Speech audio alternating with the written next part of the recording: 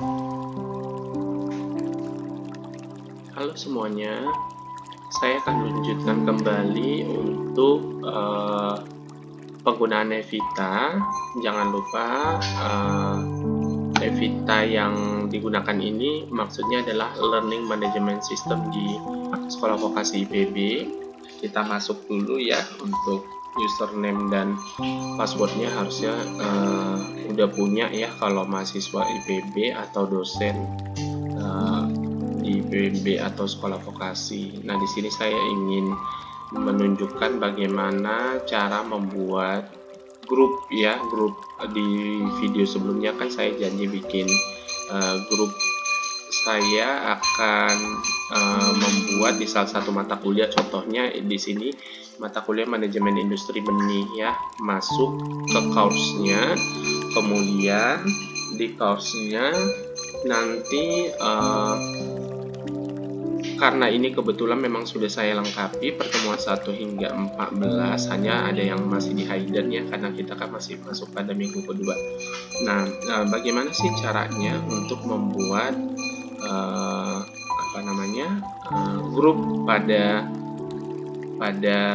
course gitu ya.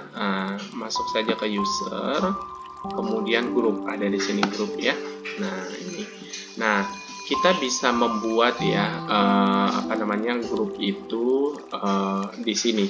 Ini kebetulan sudah ada kelas praktikum B, kelas praktikum 1. Sorry, ini kelas praktikum saya edit ya sekaligus. Nah, ini maksudnya adalah praktikum kelas AP2. Nah, ini sekaligus saya ini ya. Oke.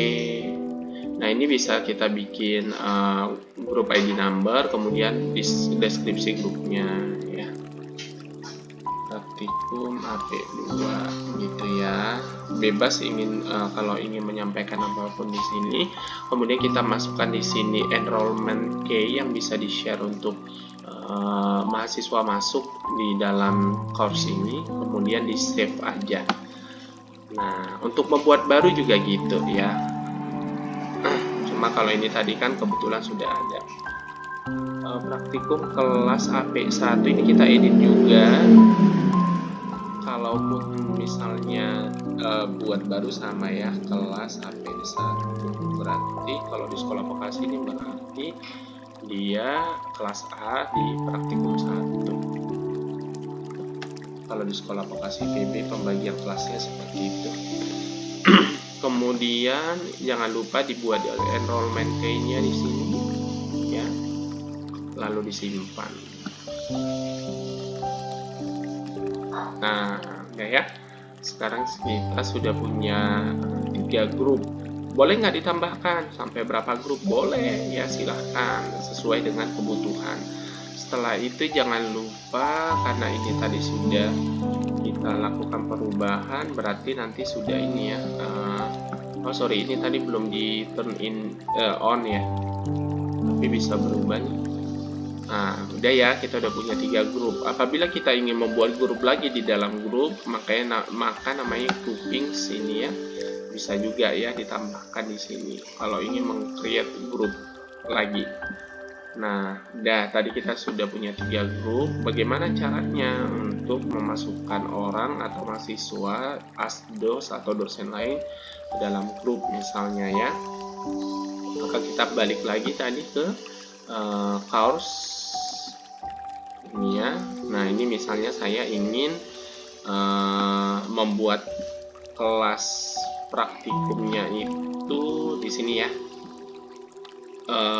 Di minggu ketiga nanti ya, untuk minggu depan. Nah, ini saya ingin membuat agar mahasiswa mengumpulkan tugas. Ini kayaknya belum.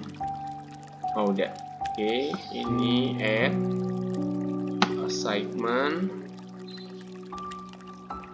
Nah, di sini ya. Ini saya karena minggu ketiga megang kelas praktik praktikum AP1, maka saya siapkan untuk kelas praktikum AP1. Saya buat deskripsi atau perintahnya itu. Silahkan kumpulkan tugas praktikum 3 karena kegiatannya adalah presentasi paper. Tugas praktikum praktikum 3 hasil presentasi Anda di sini. Nah, ini saya bikin pesannya. Dan karena ini nanti hari Senin tanggal 30, berarti ya saya setting tanggal 30 Agustus, bolehlah mulai jam 00. Due date-nya 3 hari ya. Jadi tanggal 2 ya. Ya, tanggal 2 September ya. Nah, ini remind to grade kalau kita ingin diingatkan untuk menggrading. Kalau saya enable dulu karena nanti gradingnya itu tunggu semua kelompok presentasi ya. Nah, ini dia untuk restrict akses, kita pilih aja karena kita tadi sudah bikin grup ya beberapa, maka tinggal pilih. Karena saya masuk di praktikum kelas AP1, saya pilih kelas AP1. Dia udah muncul ya. Kalau kita belum grouping tadi, ini nggak akan muncul kayak gitu ya Bapak Ibu semuanya. Nah, ini tinggal di save aja. Udah ke save. Gimana kita cara ngelihat apakah itu sudah benar atau belum ya gitu ya, ingin memastikan gitu ya. Jadi yang bisa akses ke sini hanya mahasiswa praktikum kelas AP1 saja. Untuk kelas praktikum lain tidak akan bisa kalau tidak tahu enrollment key-nya. Dan hati-hati juga kalau dia enroll di kelas ini, maka di kelas yang lainnya dia tidak akan masuk gitu ya. Itu perlu disampaikan juga kepada mahasiswa agar masuk sesuai dengan kelasnya, jangan sampai salah kamar. Ini untuk mengubah ini kita ya, switch role. Misalnya tadinya kita dosen atau asisten, maka kita bisa ubah peran kita ini. Kalau saya tadi kan udah bikin grouping, ingin memastikan nih udah benar belum ya gitu ya, kita bisa masuk buat student. Jadi kita ganti lah itu peran kita apa ya.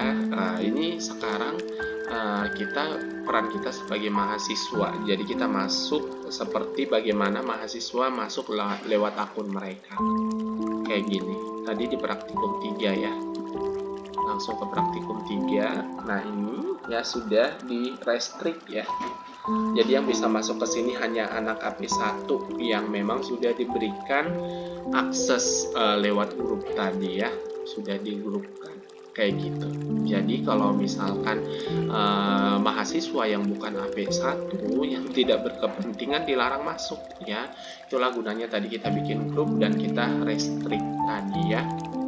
Nah, apabila misalkan seperti ini tugasnya ini tidak direstrict, maka itu mungkin saja kelas yang lain bisa masuk. Misalnya ini AP1 saya tidak restrict ya, tapi saya bikin keterangan itu khusus untuk P1. Ini ternyata yang dari kelas lain mungkin saja ini bisa melihat gitu ya. Maksudnya melihat di sini bisa mengsubmit ya. Takutnya kalau kita tidak restrict ada yang salah masuk kamar gitu kan, salah mengumpulkan, sehingga memang lebih amannya direstrik saja kayak gitu. Mungkin ada hal-hal lain lagi ya terkait dengan grouping ini yang memang perlu dibuat gitu ya, tapi saya tidak semuanya menyampaikan, atau mungkin pengalaman penggunaan Navieta bagi saya baru sebatas ini gitu, sehingga yang bisa saya sajikan, yang bisa saya buat dalam video ini masih dalam kondisi sederhana seperti ini. Yang mudah-mudahan bermanfaat bagi yang belum memahami atau pemula bagi pengguna Evita, baik mahasiswa maupun pengguna lain. Semoga membantu dan semoga bermanfaat ya. untuk video kali ini. Yang lainnya nanti misalkan ada yang bingung lagi, boleh juga di komen di link YouTube ini, karena ini juga request untuk dibuatnya cara membuat grup.